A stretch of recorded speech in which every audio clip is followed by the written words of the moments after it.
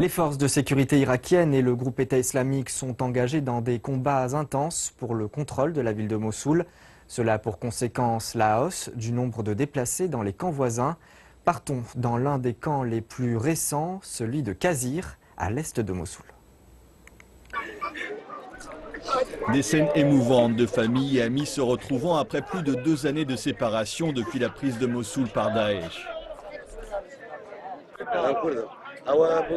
Je n'avais pas vu mon cousin depuis 3 ans. Il était à Khokhjali et moi à Souleymania. Plus de 22 000 Irakiens sont parvenus à fuir les quartiers est de Mossoul et les zones environnantes. Ce camp a été bâti il y a quelques semaines. Il était encore vide il y a quelques jours, mais maintenant, il est presque plein.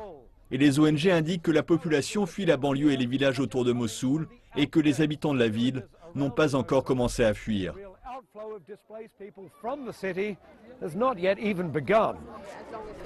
L'ONU a averti que jusqu'à 1 million de personnes pourraient fuir les combats.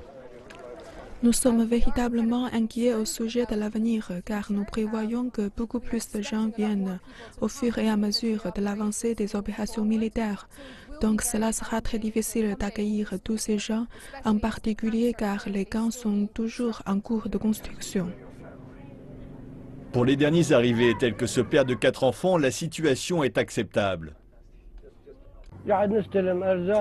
Nous avons reçu de la nourriture et des choses comme des matelas, des couvertures et des oreillers, et pour chaque famille une tente. Mais rien ne remplace son foyer. Si Dieu le veut, je vais avoir l'occasion de repartir dans mon village, car j'y ai ma maison et mes moutons, et que je peux les élever. Les adultes racontent des histoires horribles de la vie sous le joug de Daesh, et les enfants aussi, comme Safia, 12 ans, qui dit que les extrémistes affirment que des filles comme elle devraient s'entraîner au combat et marier ses frères. Des frères qui ont été arrêtés sur le chemin du camp la nuit dernière. À cause de Daesh, 2 de mes frères ont été arrêtés par la milice. Tout ça à cause de Daesh. Maintenant, je ne sais où ils sont.